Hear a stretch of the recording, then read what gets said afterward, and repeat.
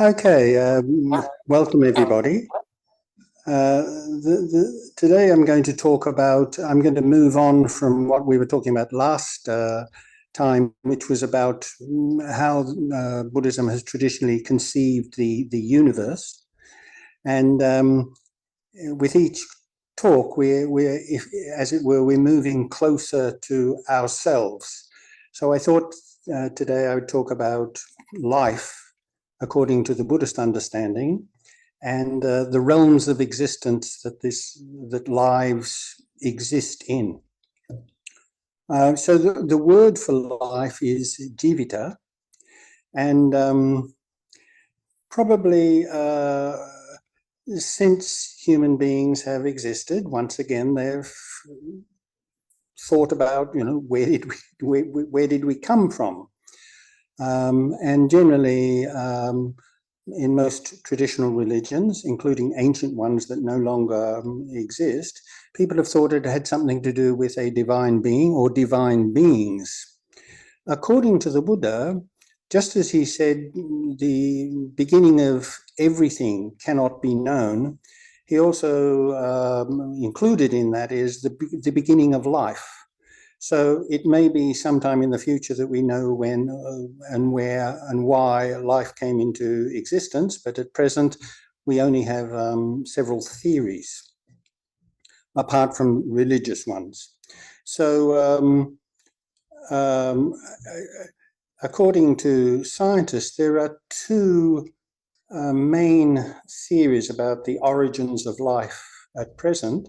And one is called panspermia theory. And this is the theory that life came to Earth in the tail of a passing comet. This theory is not quite as strange as it may appear at first, because there were two very eminent scientists in the 60s and the 70s worked on this theory. And the last time a major comet came near the Earth, a great deal of preparations were made by scientists to see if they could find any evidence of organic matter on the comet. I don't think they did, but in 2018, a meteorite was discovered, and it had water in it, and what's called prebiotic complex organic substances of the type which could well give rise to life forms. So that's the panspermia theory. Okay, the other one is sometimes called the pea soup theory. This is the idea that a mixture of simple organic gases dissolved in the ocean and energized by ultraviolet light from the sun resulted in primitive molecules that could have later, over a vast period of time, given rise to life. These are the two theories that scientists are exploring and continue to explore. What does Buddhism have to say about this? Well, as we saw last week, the origins of things and why things happened and what happened hundreds of thousands, perhaps millions of years ago, is not a major concern of Buddhists and never has been. So many religions feel that it is necessary to explain where everything came from. Buddhism, its focus of attention is on our present experience and the problems that we have. However, in one sutta called the Aganya Sutta, the Buddha gave his theory of how life may have began. And as we saw last week, the Buddhist theory is that the universe is expanding, and then it collapses, then it sort of contracts again, and it expands, and this happens over a vast period of time. So in the Aganya Sutta, he says that at one time when the universe had collapsed, And before it was reforming, all beings were born in a sort of a heaven realm where they existed for millions of years. This is a long time, a very long time. And then when conditions on Earth were ready, they were reborn, simple beings were reborn on Earth. And at that time, according to the Ganya Sutta, the whole Earth was covered with water, and these beings floated on the surface of the water. And the Buddha says that a film or a scum formed on the surface of the water. He says it was like the scum that forms, or the skin that forms on boiled milk while it is cooling, and that those beings fed on this. Now, that's a rather creative story, one would have to admit. But the interesting thing is the earliest evidence of life, that is, material evidence of life, has been found, interestingly enough, in Australia, in the Pilbara region, where they have found microfossils, which seem to be the earliest form of life known. And exactly how and why these beings, about their life, we don't really know very much. But one of the theories is that they floated on the surface of the water and absorbed minerals and chemicals there, and that was the earliest form of life. It's perhaps a coincidence that is in some ways similar to what the Buddha says in the Aganya Sutta, which I feel is really quite interesting. So that's basically the only thing that the Buddha had to say about this. So according to the Buddha, that's how life came into being, or the present cycle of life. Science, according to science, science categorizes life according to what's called taxonomy, which is the categorizing living beings according to the structure, the physical structure of their bodies. So, for example, you and I and most mammals are what are called vertebrates. This is based on the fact that all mammals, including ourselves, have a backbone. And then we differentiate, say, spiders from insects, in that spiders have two body parts, a head and a thorax, and 8 legs, whereas, for example, insects have 3 body parts and 6 legs. So the differentiation is made between their body structures. That's how science categorizes life. How did the Buddha categorize life? He categorized life according to their level of consciousness and its experience. And this is typical of Buddhism, that almost always the measure of so many things is based on vijnana, or mano, the mind. As you may know, that the first verse in the Dhammapada says exactly that. Mano pubangama Dhamma. Everything, you might say, everything is comes from, or it depends on, the mind. So using this category, the Buddha identified 6 forms of life. The first one is gods, or devas. The second one is purgatorial beings. I'll explain that in a minute. The next one is jealous spirits, asuras. Then there are thirsting or hungry spirits, petas. And then there are animals, and then there are human beings. So let's have a look at these. So the first one is gods, but I'm not going to use the word gods, because most people, particularly those from the West or the Middle East, when they hear the word gods, they identify that with the idea of a single, supreme, all-powerful, all-knowing, all-loving creator God. And so they think that this is another version of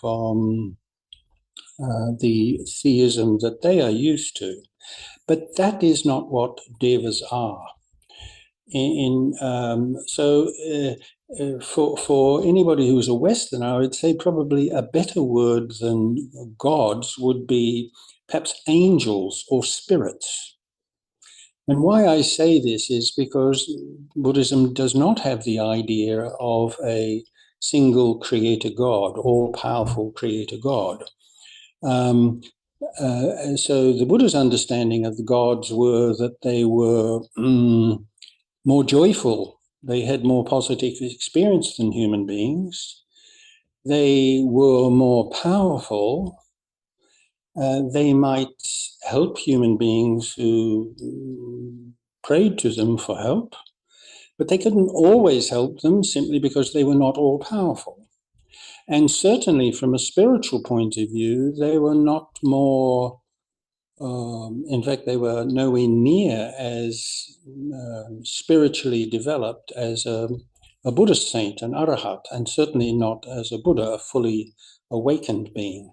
So we've got to, I think it's really useful if we don't use the word God or gods, but when we're talking about the Buddhist conception, that we use the word deva. Now, in traditional Buddhist countries, like in Sri Lanka, for example, and I think in other Buddhist countries, I know in Sri Lanka, it's not uncommon that when people go to a Buddhist temple, there is a god shrine there, a devale, it's called, and they will go there, and when they've got problems or they want to fix their enemies, or they've just bought a lottery ticket and they hope to win the lottery, they'll pray there, they'll make an offering there. After they've done that, they will then go to the other part of the temple where there is a Buddhist shrine, and they will make offerings to the Buddha. Maybe they do some meditation or some chanting. It's a sort of it's a strange system, but it reflects the Buddhist idea that there may very well be gods, but from the point of view of spiritual development, they're not much help to you and I, because they're no more spiritually advanced than we are. So that's the devas.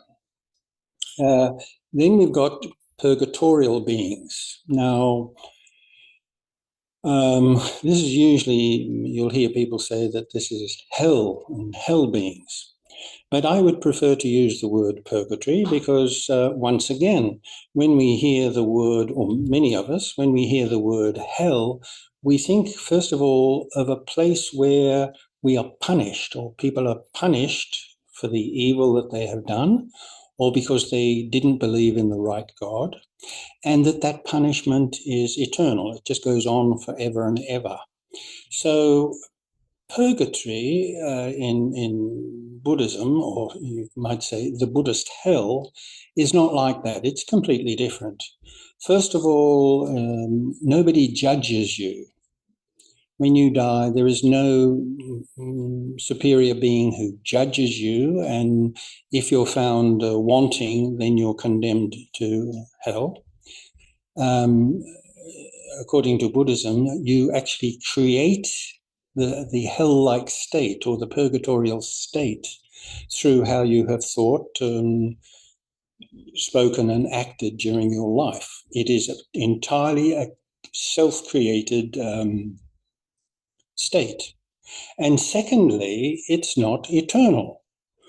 When your negative karma has been expunged in that state, you may very well be reborn again as a human being, or whatever. So I think it's quite important not to use the word hell, use the word purgatory. And there are several words for purgatory in Buddhism. You've got naraka and niraya, which means, both terms mean something like collapse or decline. And then you've got apaya, which simply means loss. You've lost. And then you've got dugati, which means a difficult road, a long, tiresome road. So these are the terms that the Buddha used for this this state. And somebody who has led a very negative life may very well be reborn in purgatory. Then we've got a state or a dimension of beings who are called asuras. And supposedly these beings are intensely jealous. Their dominant characteristic in their character is jealousy, spite. And then you've got others who are, their predominant experience is wanting, hunger, feeling of inadequacy all of the time. They are called petas. Now, I'm not going to talk very much about these because you're unlikely ever to meet any, and I certainly hope you won't be reborn in these states. However, I think this might be important to consider also. The question is that some people think that there is no heaven or hell, that these are metaphors. Other people think otherwise. They think that they are real places in space. When we read the Buddha scriptures, you could say that there are things that the Buddha said which suggest that hell, heaven, and the realm of thirsty spirits or jealous spirits are actual places. And there are other things that the Buddha said which suggest that they are actually states of mind. So, for example, in the Samyutta Nikaya, the Buddha says this: when the average ignorant person says that purgatory is under the sea, apparently one of the prevailing theories about purgatory in ancient India was it was under the sea, just like in Western mythology, it's under the earth. When the average ignorant or uninstructed person says that purgatory is under the sea, he is saying something that is false and without basis. The word purgatory is a name for painful feelings. So this seems to suggest that the Buddha is saying that somebody who is in hell is somebody who's in purgatory is their experience is predominantly negative. Somebody who is in heaven, their experience is predominantly positive. Somebody who is in the asura loka, the realm of jealous spirits, perhaps they're sort of working as a CEO in a big company, and they're constantly jealous and trying to outdo the other company, and that's sort of engulfed their whole character.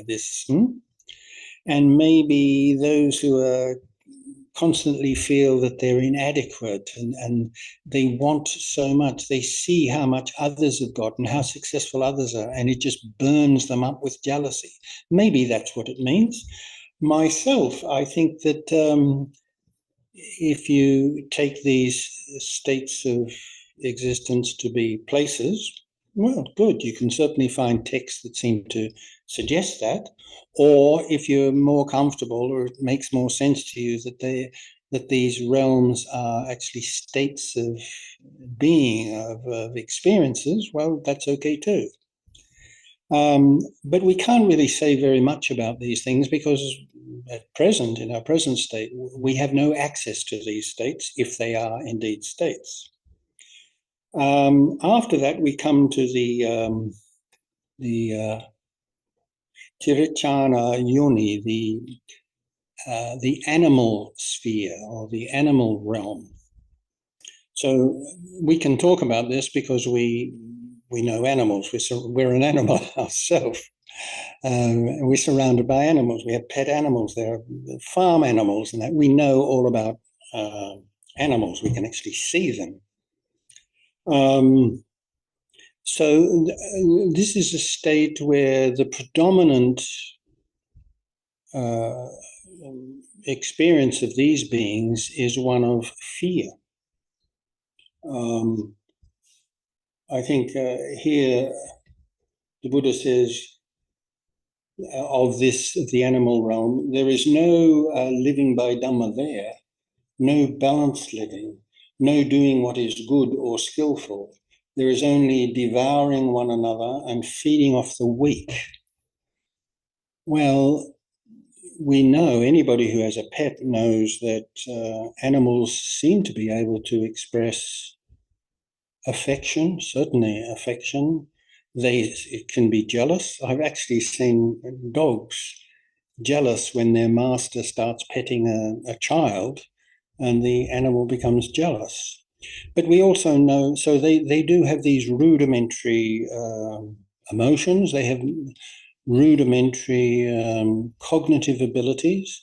Some of the higher animals like whales, elephants, the great apes, they seem to be able to think and feel, to remember, sometimes to remember after quite a long time. So they certainly have some of the characteristics that human beings have, the psychological characteristics that we have, but certainly not to the same extent. So traditionally, the animal realm is a realm of not fully developed consciousness and of rudimentary emotional life. Okay, and now we come to the human realm, and certainly this is the most important because it's the one that we're in, and it's the one that we know most about. Now, the word for the human realm is manusaloka. And according to Buddhaghosa, he has something really quite interesting to say about this. He says that this word is a compound made up of two words, mana, which means mind, and usana, which means predominance or predominance of mind. Now, I think that etymology is false, but once again, it indicates that, in this case, the traditional Buddhists were still thinking in terms of what differentiates us, that is, human beings, from all other beings, including divine beings, devas, is that we have a fully developed consciousness. And indeed, we do. Now, this is not just intellectual ability, and it's not just the ability to feel emotions. It is just that our mind is just so dominant in our character. We're not as fast as any animals. We're not as robust as many animals. We're not as big as many animals. In fact, we're rather fragile beings. What differentiates us from all other animals is our mind, mano pubangama dhamma, particularly when it comes to human beings. The Buddha considered that of all the realms of existence, the most advantageous one is the human realm. So traditionally they say that the realm of devas is so pleasurable that the beings there don't feel the need to spiritually develop. They don't see themselves as being in samsara. They don't have tragedies in their life, difficulties, painful diseases and that. So there's nothing to prod them to move beyond just pleasure and happiness.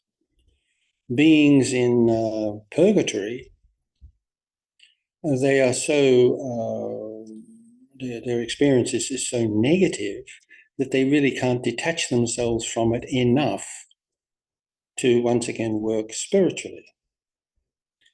The petas and the asuras, the thirsting spirits and the hungry spirits, once again, it's the same with them. Certain really negative emotions dominate their lives. They're just totally preoccupied with this, which once again makes it very unlikely that they will think of more important things. Now, when it comes to human beings, we have that ability. Now, that's not to say that everybody does, on the contrary. But we do have that ability. And therefore, to be reborn as a human being is a great privilege. There is a very famous simile that the Buddha uses, where he says that human life is really very rare.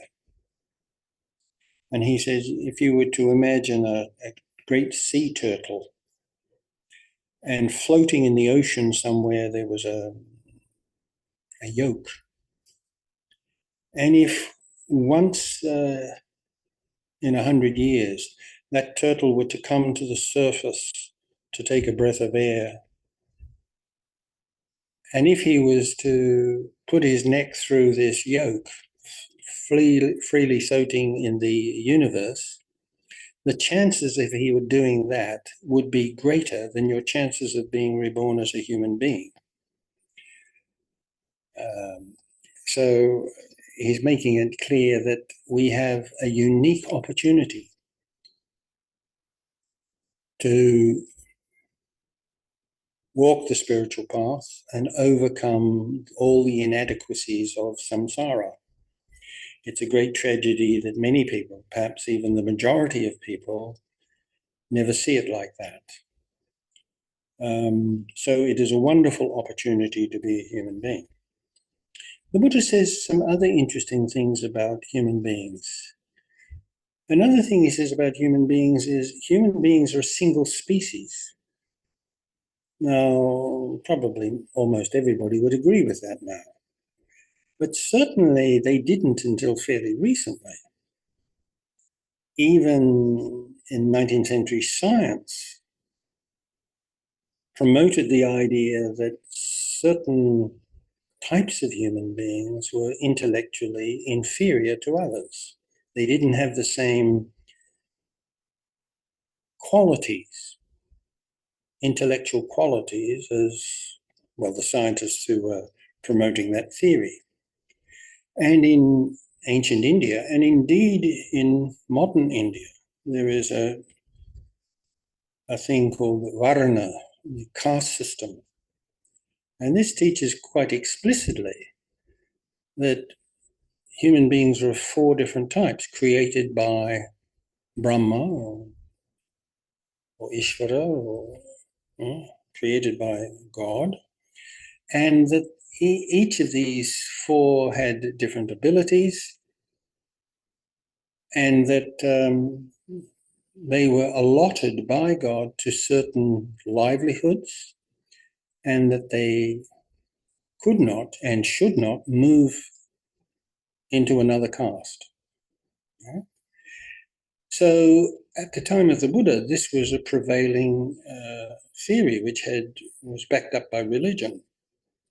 And then here is the Buddha, somebody born in that society where that idea was taken for granted.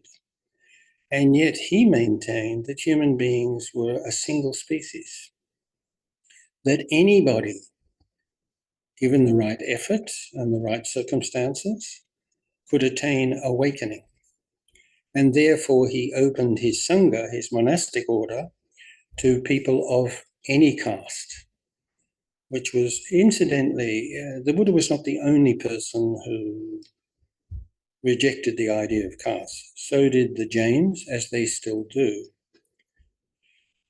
And there is a sutta where the Buddha very explicitly says this. It's in the Sutta Nipata, where he talks about the different physical aspects of human beings.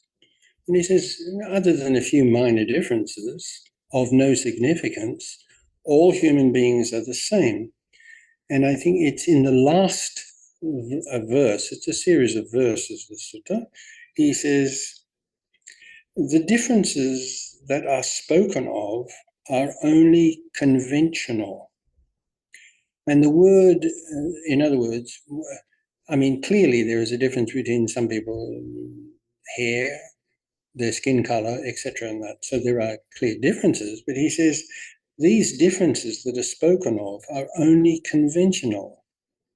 And the word he uses there, conventional, the Pali word is samanya. And if you look up in the Pali English dictionary, this is its definition of that word. Designation, name, common appellation, popular expression. So it's simply a matter of use of language. From the Buddha's point of view, is human beings are one. And I think that made the Buddha ahead of his time by many, many centuries. Then when we're speaking about human beings being one, we need to speak about the idea of equality in human beings also. And as that's understood today and talked about today, this is often related to the idea of genders, men and women. So once again, certainly until fairly recently, in almost all societies, women were given a second place. That's still the case in some cultures today. And it certainly was in India also. The Buddha was not the first person to open his monastic order to women. Once again, Mahavira, the founder of Jainism, had done that before him. But the Buddha followed course and also opened his monastic order to women. And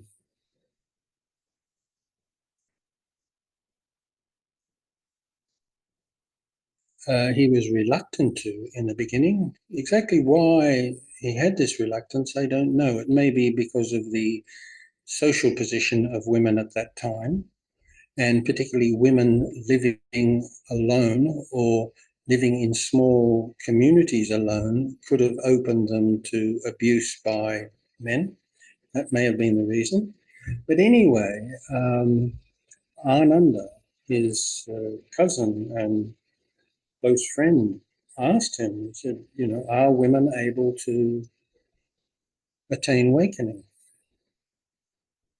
And he said this: having gone forth from home into homelessness in the Dhamma and discipline taught by the Tathagata, women are able to realize the fruits of stream winning. That's the first stage leading to enlightenment. Once returning, that's the second stage, non-returning and arahatship. So as far as the Buddha was concerned, women were as capable of attaining awakening as men were. And if you think about it, that should be the case, because I don't know what's going to happen to me, where I'm going to be reborn when I die. I imagine I'm going to be reborn as a human being. I certainly hope so. But that doesn't mean that, I may have been female in my last life, or I might be a male in my next life, or a female. It's certainly possible. And in fact, if you look in the Abhidhamma actually specifically says that consciousness, vijnana, has no gender. There's no difference there's no such thing as a feminine mind and a masculine mind.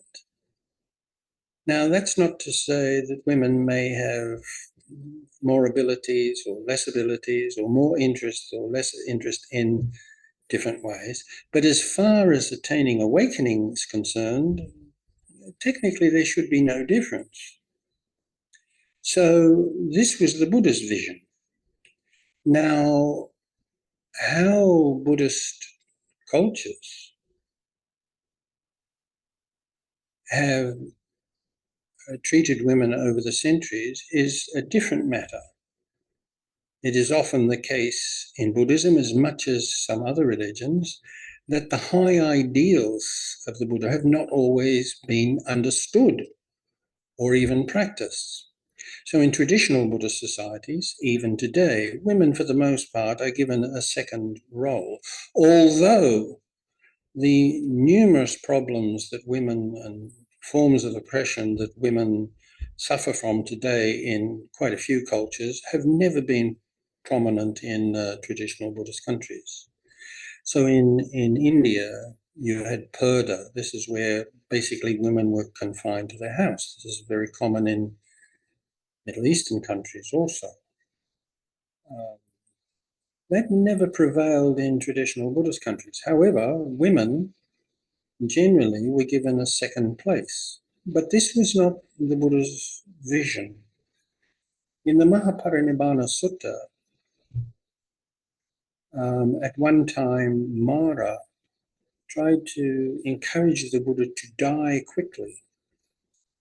And in response to that, this is what the Buddha said: I shall not die until the monks and the nuns and the lay men and the lay women have become deeply learned, wise, and well trained, remembering the teachings, proficient in the lesser and greater doctrines, and virtuous, until they have learned the teachings themselves.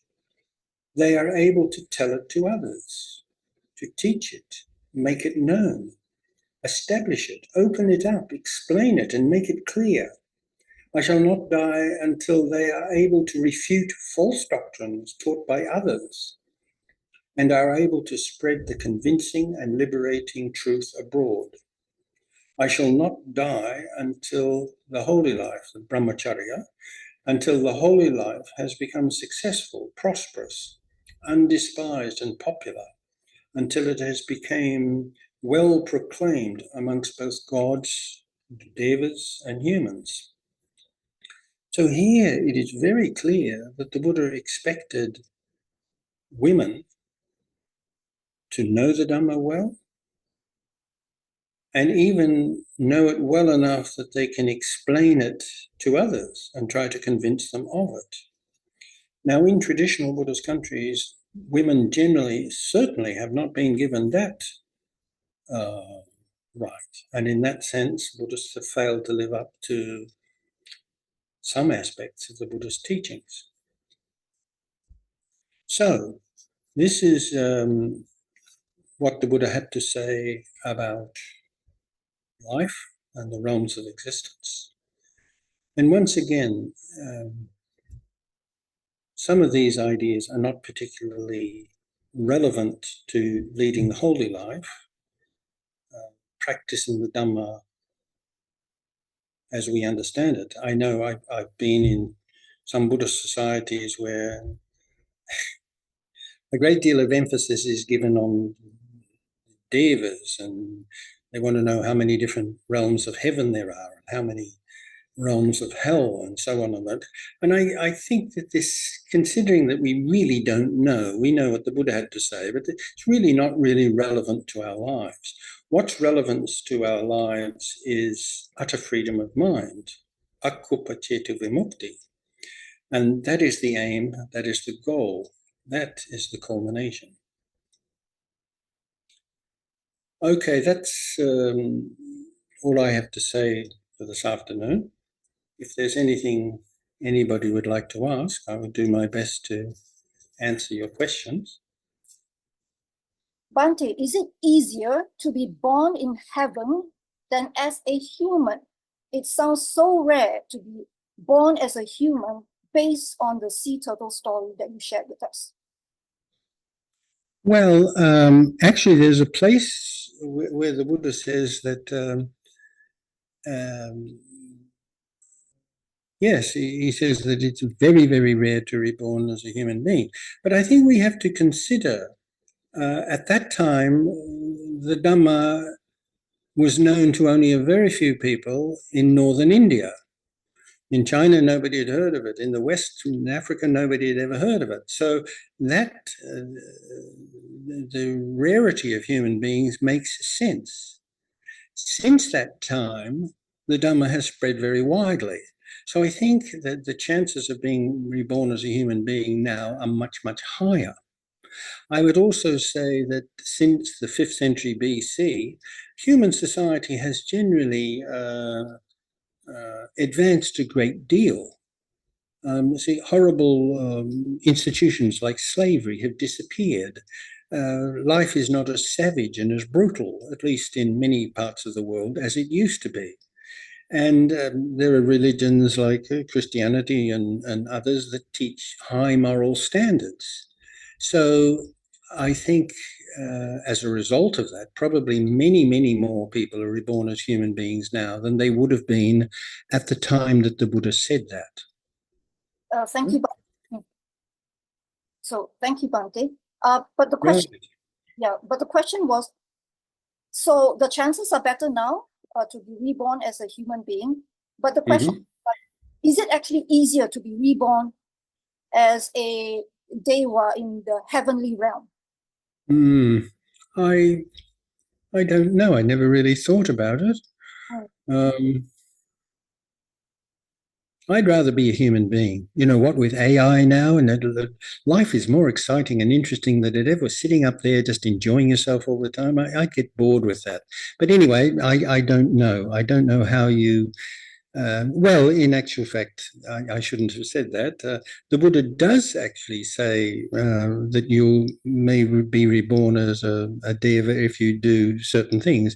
Generally, you're nice to others, you're charitable, you give lots of things to monks, etc. Yeah, so that's what I think. Right, thank you. I agree with you totally with AI and everything. It's very You're a very intelligent young woman. Good. Thank you. The next question, why? So this person is talking about 4 types of patas. I know you didn't want to elaborate very much, but the question is on 4 types of pata. And the question is, why is it that there is this one type of pata that can rejoice from the merits that we dedicate to our departed relatives? So according to, Go on. Yeah, so the question is, out of the 4 types of pata, apparently there's one the type. Four types of patas. Yeah. So the question... I don't remember talking about 4 types of patas. And in fact, I've never even heard that there are 4 types of patas. Maybe there are, but I certainly didn't mention it. But anyway, ask the question. Yeah, so Bhante, you definitely didn't talk about 4 types of patas, and it is definitely not in your book as well. But on the internet, apparently, there are 4 types of patas. I see. Yeah, apparently there are 4 types of patas. I can share them with you. So this person is obviously coming from that angle, that there are 4 types of pata. Apparently one type of pata can actually rejoice or benefit from the merits that we dedicate to our departed relatives. Not the other 3, but there is one type. What's your thought on that? Like, so the question is, why is it only one type? I really don't know. I've never heard of that idea before, and I don't know anywhere in the Tipitaka it exists. It might be a traditional belief. Right. But apparently you just said there is something about it on the internet, so there must perhaps there's an answer to that question. The person who asked that question may find the answer there. I'm in the dark as far as that's concerned. Right. So just following from that question, because I've heard this question many times, are patas able to benefit from the merits dedicated to them by their relatives? Yes, that is possible. And in fact, if somebody has, this is the theory, if somebody has been reborn as a human being, they can't benefit from the merit that is dedicated to them. Okay. So they have to be in one of those, either in the antarabhava, the in-between state, the intermediate state, or as a peta, or as a peta. Yes. Right. Thank you, Bhante. So now, Sister Kwa. Thank you, Bhante. Last week I heard you said that Pali word akupa ceto vimutti. Right. And then today I also hear the same word. Akupa ceto vimutti. Can you please explain to me what is akupa ceto vimutti? Thank you. Well, okay, thank you for that. Well, I said it means utter freedom of mind. Akupa means ultimate or complete. Cheto means from cheta, the mind. Vimukti, freedom. So it just means utter or complete freedom of mind. That whole sentence, akupacheti vimukti, because that is the aim, that is the goal, that is the culmination, that comes from a particular sutta. I just happen to like it because I think it sums up the goal of Buddhism very well. Okay, that's what it means. It means complete freedom of mind or utter freedom of mind. Right. Thank you, Bhante. Thank Right. you. Thank you, Sister Kwa. So following from that, we have a question also on the chat here. So the question is, could Bhante explain more about freedom of mind? So follow on from that. Okay. Well, if you know Buddhism, you'll know that, and if you know your own mind, if you've sat and watched your mind, or if you've spent some time, say, meditating, or you're just a little bit more aware than you are normally, you'll know that your mind is, it's a bit of a mess. It's jumping from one thing to another really quite rapidly. Sometimes you've got completely unrealistic but pleasant daydreams, and at other times you're annoyed, or at other times you're fantasizing what you might do or whatever. And this seems to be much of our internal life. We have very little control over it. In fact, there is actually two places where the Buddha compares the untrained mind to that of a monkey swinging through the trees. It lets go of one branch only to hang on to another one. It just flits from one to another. So in the Buddha's understanding is that the tool that will lead to ultimate freedom is not making offerings to the Buddha or worshipping the Buddha or chanting or believing some devas or something like that. It's doing something about our mind. Another thing is that our mind is the standpoint from which we understand and observe everything else. So my world is very much, I see my world through the prism of my mind. So if I'm a suspicious person, I'll see everybody as suspicious and threatening.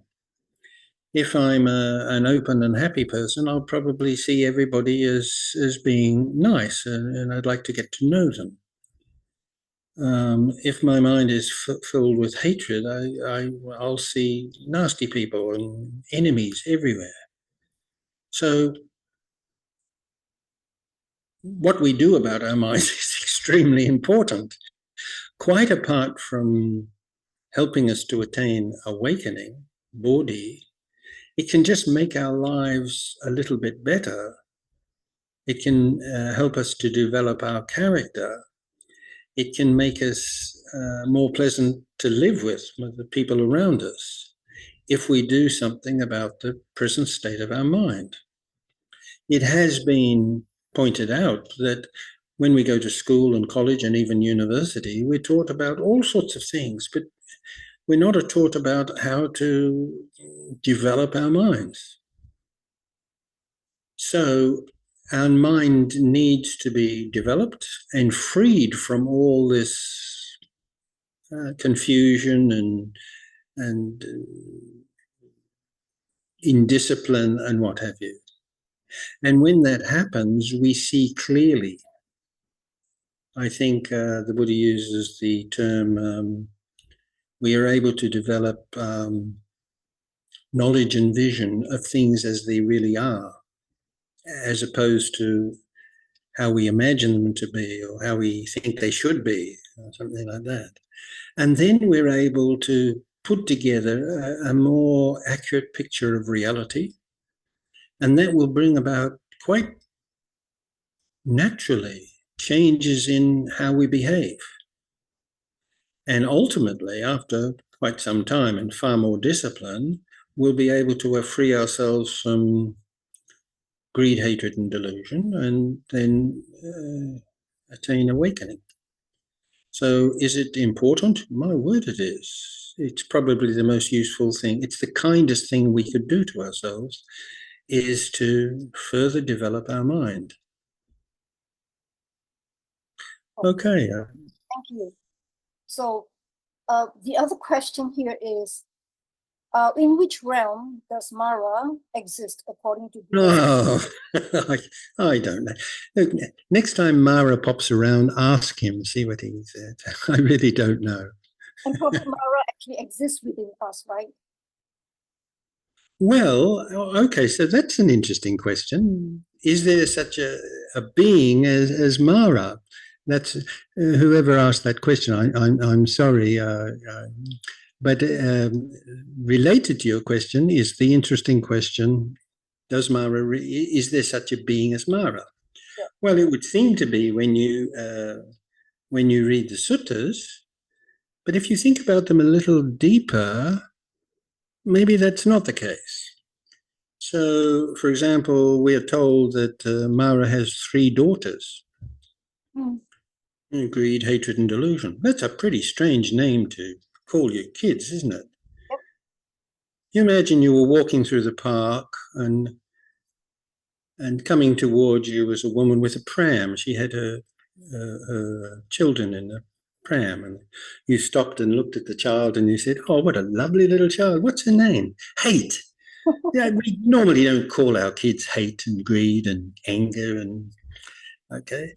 So could it be that Mara's offspring were not real people, that they are a metaphor for negative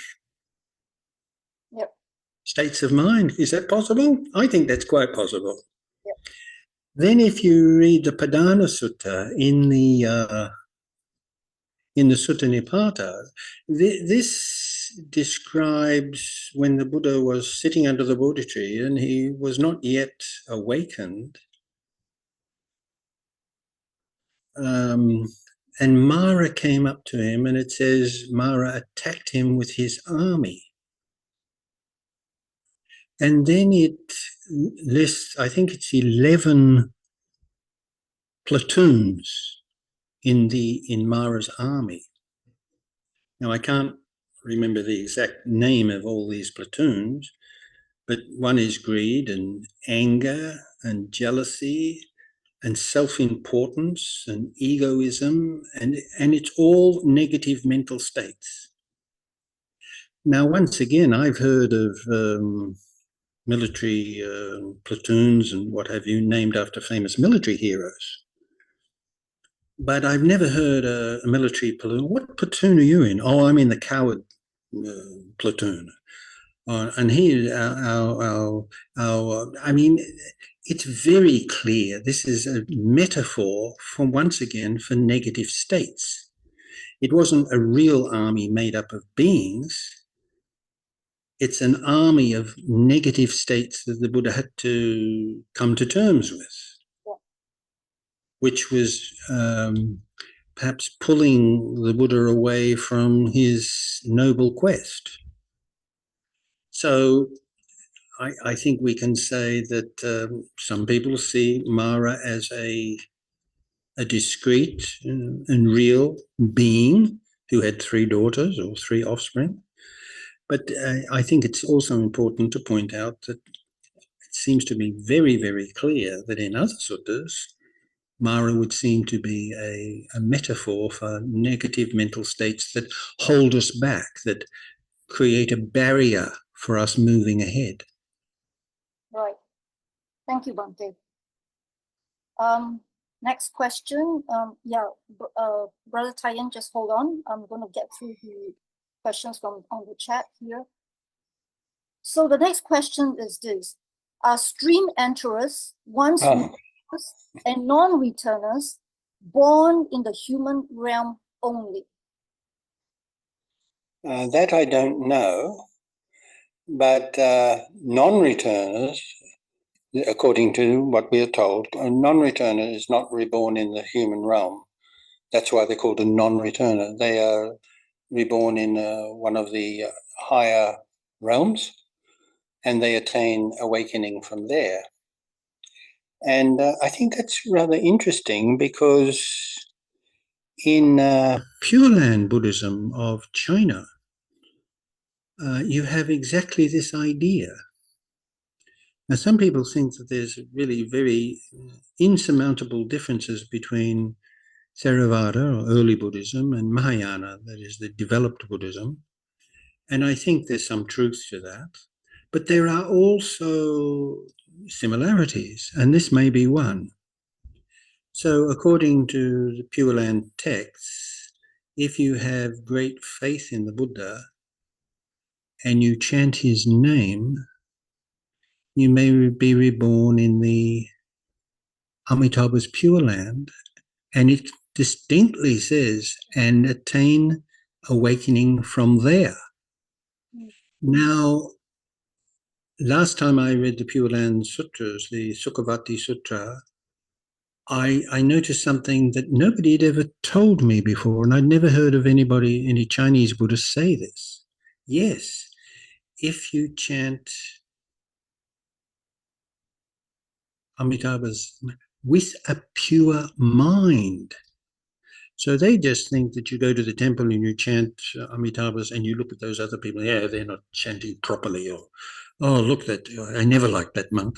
If you're chanting with a pure mind and you have very great faith, yeah, maybe. So once again, it comes back to the state of your mind. So anyway, that's my understanding. Right, thank you.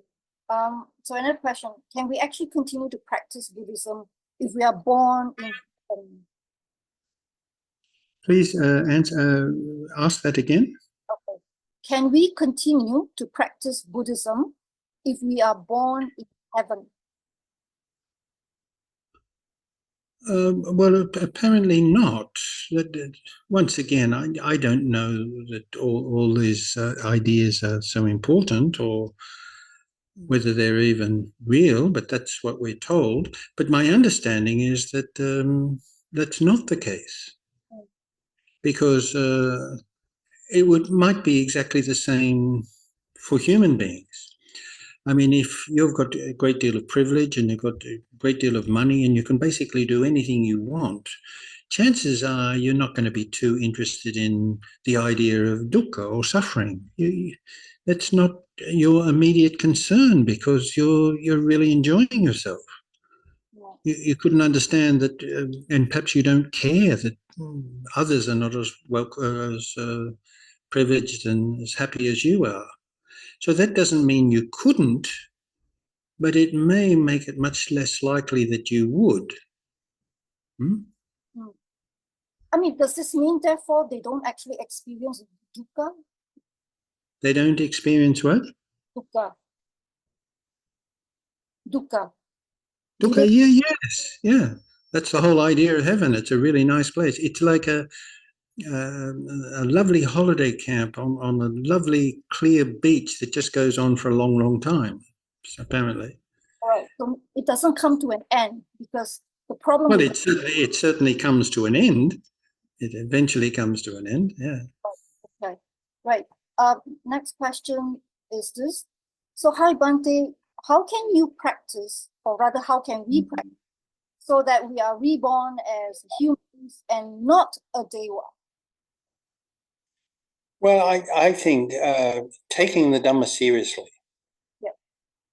And I think there are many people who call themselves Buddhist and consider themselves Buddhist, but they don't really take it very seriously. My understanding is that this is the same in probably most religions.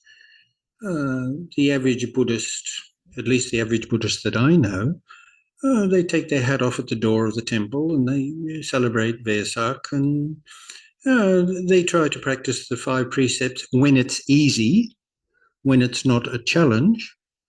And they're decent and good people, but they don't go very much beyond that. And we know that the path to higher spirituality is the Noble Eightfold Path. And that involves pretty much every aspect of life. The psychological, the ethical, the occupational, and the meditational. So that actually involves quite a lot. It's not something you do separate from your life. It's something you do as you go about your life. And I've always had the great honor of meeting people who I think were really very, very committed, dedicated, and learned Buddhists. And I imagine they get reborn as Buddhists.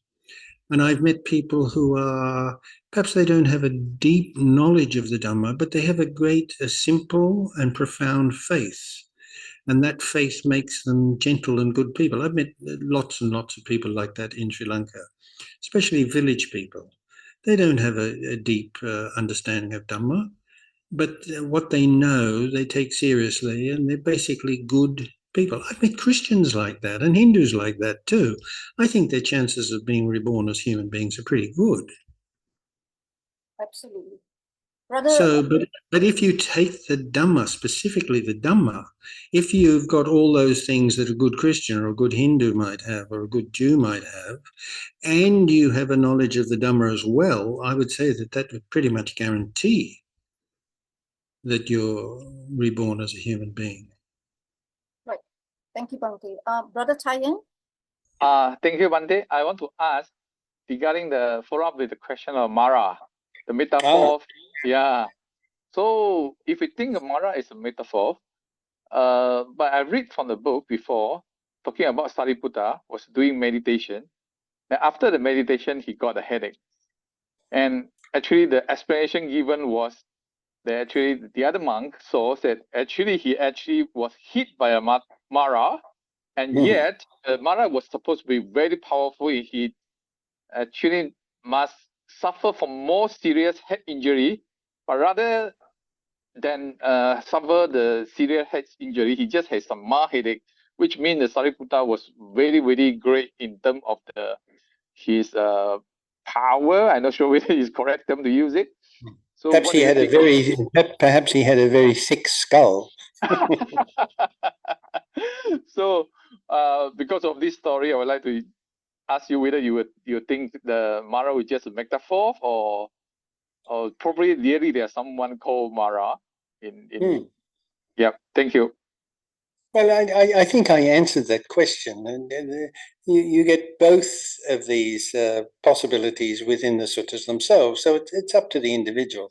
So I must say, I find it difficult to believe that there's a sort of a force of evil in a being myself, but I might be wrong. And you come across things like this in the suttas very often. Just a few days ago, I was somebody I know has just translated the Mahaparinibbana Sutta into English. He'd done a very good job. And I was just reading through it to proofread it, and I came across that part where it says that the Buddha arrived in Pataligama, and the next morning he went down to the Ganges River to cross the river. This was on his final journey towards Kushinara. And people were running up and down the bank of the river trying to find a boat or maybe make a raft so that the Buddha and the monks with him could cross the river. And suddenly they realized that the Buddha had disappeared and had reappeared on the other side of the river. Okay, so, and then we're stuck with the problem, did that really happen?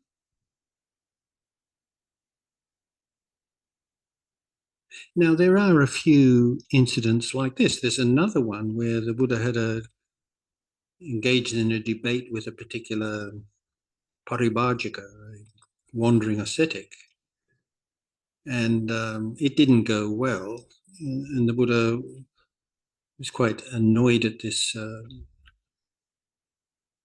the dishonesty of this paribhajika, and he says he got up and he flew off. He flew back to Rajagaha through the air. Did that really happen? So I think there are several possibilities. One is that, of course, it really happened. But there are problems with that because there's very little evidence that human beings can levitate without mechanical help. In fact, I'd go so far as to say that I don't think there's any evidence for it. I've never heard of any. I mean, it'd probably get in the front page of all the world's newspapers if somebody could do that. So that's one possibility. It really happened. Another possibility is that people at the time thought it happened. They weren't there at the time, but rumour started that, yipes, the Buddha disappeared from this side of the river and reappeared on the other. In other words, it was just a rumour that was circulating. That's another possibility. They heard this rumour and they believed it. Another possibility is that once again, it has a metaphorical purpose. I think there's quite a lot of these incidents where you can certainly see the possibility of that.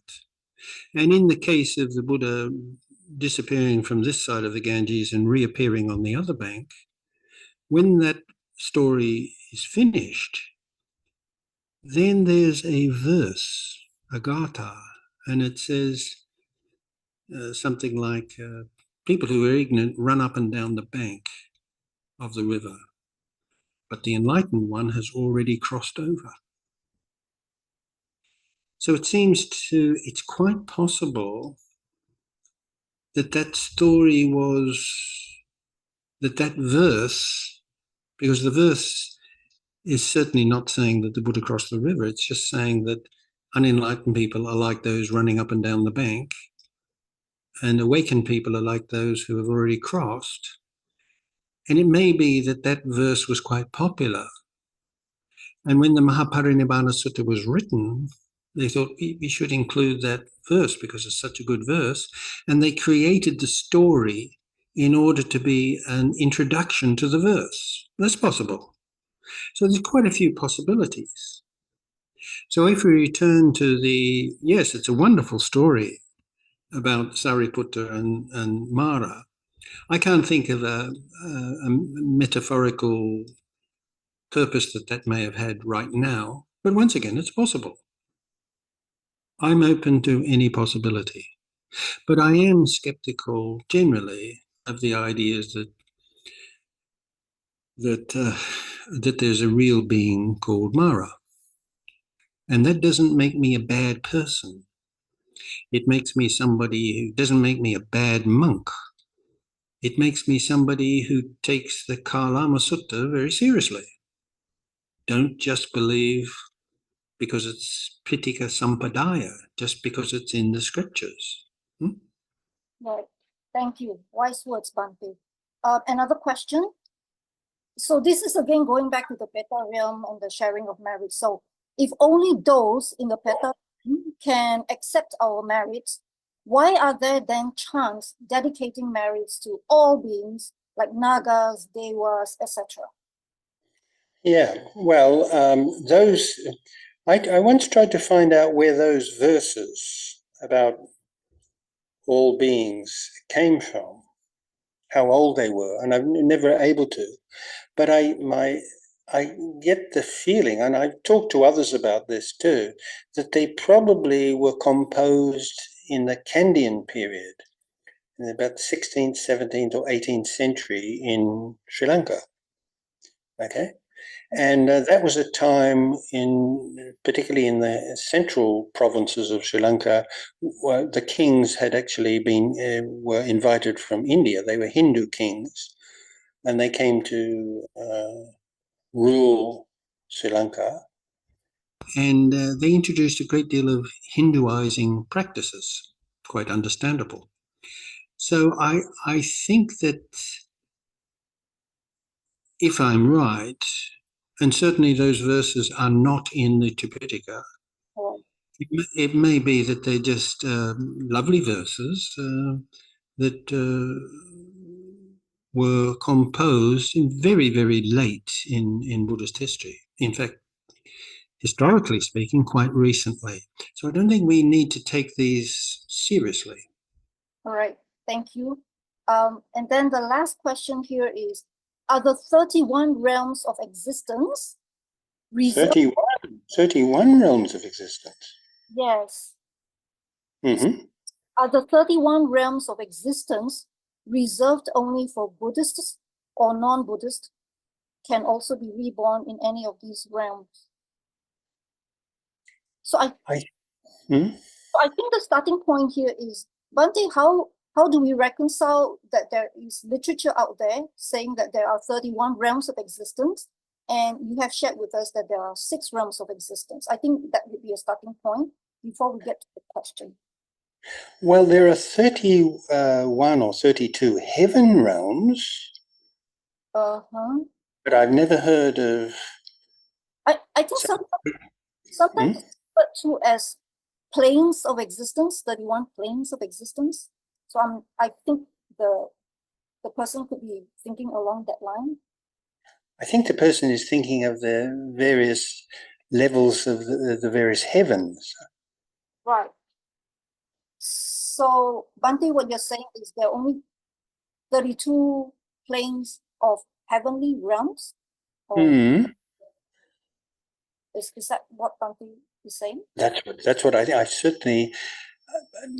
Maybe we're just using different words for the same idea. I've never heard of 32 realms of existence where there are quite distinct and very different beings in those, but I have heard of the 32 realms of heaven. So I'll take it that that's what the person means. So just re-ask the question again. Yeah, so the question is, are these realms, these 31 realms of existence, reserved only for Buddhists? Okay. Or does it also apply to non-Buddhists? Well, of course. I mean, you even meet a Hindu or a Christian, and you say, what's the goal of your religion? They say to get reborn into heaven. And I can quite imagine that a very good, a very sincere, a devout Christian or Hindu or Jewish person could very well be reborn in heaven. Why not? Because it's not about which religion you've signed up to. It's about the state of your mind. Can people of other religions have really good minds and pure minds to some degree, and even quite developed minds? Yes, certainly. If you read the history of Christianity, there have been great saints, really profoundly spiritual people. I mean, they had some, what Buddhists would call miccaditi, wrong view in some ways. But again, I would emphasize that in Buddhism, it's not about which religion you've aligned yourself to or which God you've believed in. It's about your intentions, the quality of your heart and your mind. So, of course, in fact, I'm sure lots of Christians do actually get reborn in heaven. So if you're reborn in heaven, you'll be able to go up to heaven and they'll be up there trying to convert you. Interesting. It'd be wonderful. It'd be just like down here. Better in the human realm. Right. So, Bhante, again, just something that I was Googling here. Apparently on Access to Insight, they do talk about the 31 planes of existence. So maybe we can. Yeah. Does it mention what they are? Yeah, I mean, it talks about the immaterial. Just read 2 or 3 to me, the realms, so I know what you're talking about. Okay, hang on. So this is Access to Insight. So apparently there's the immaterial world, Arupa Loka, which consists of 4 realms. And then there's the what? the first one is the immaterial world, arupa loka. Oh, I see. Righto. Yeah. And it consists of what? It consists of 4 realms that are accessible when someone passed away while meditating in the formless jhanas. Okay, right. Okay. So this is just another way of, my understanding is, this is just another way of reclassifying the 6 realms and adding meditational experience to it. Okay. Once again, these are supposedly mental states. Great. Okay. So, Mhm. right. Okay. And then there's the sensuous world, the kama loka. Which Yeah, right. Now I know what we're talking about. Yeah. 7 realms. So, yeah. Anyway, we can discuss this, and then perhaps if we need to revisit in the next class if necessary. But, Yeah. okay. Sorry. Oh gosh. If you don't mind, Bante, a few more questions. I know it's late.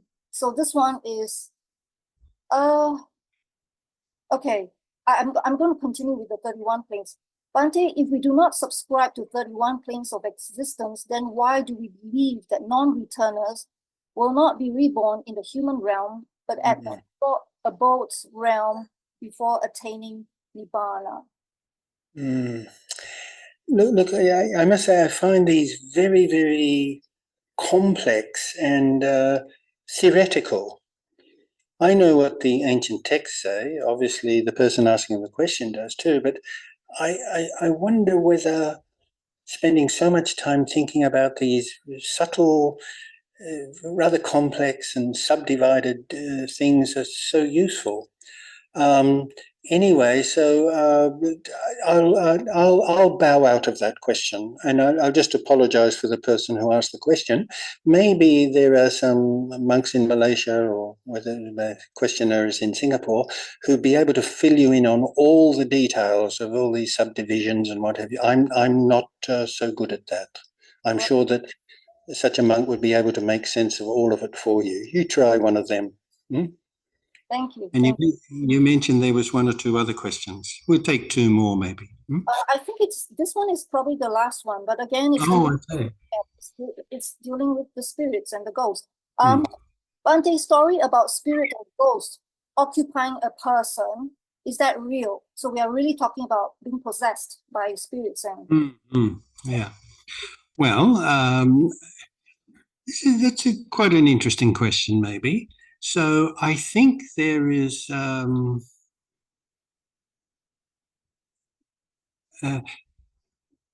this is interesting. I think Jesus is credited with casting out evil spirits on 7 or 8 occasions. And that one of the things that attracted people to him was that he was able to exorcise evil spirits. I don't know any example of when the Buddha did that. Right. But there is certainly in the Vinaya, and particularly in the Vinaya, there is a mention that such things could happen. I think in the Vinaya there's one place where it mentions that somebody who is supposedly possessed by an evil spirit was given raw blood or uncooked blood to drink, and the belief was that this would free them from that spirit. So in ancient India, as indeed in modern India and many other cultures, there is the belief that there are spirits that can possess you. But I know of nowhere where the Buddha made a comment on that. And there is, I'm almost 100% certain that he never went around exorcising evil spirits. Anyway, the question is that possible? Well, generally in modern psychology, it is believed that such a thing doesn't happen. But when you see some people with really very serious psychotic episodes, you'd almost get the feeling that they were possessed by, that it seems that something has taken over them and sometimes they've got strengths that they didn't normally have, or the tone of their voice changes, etc. But in the modern world, generally it's believed that these are very serious psychological states. They're psychotic episodes. And I would subscribe to that theory.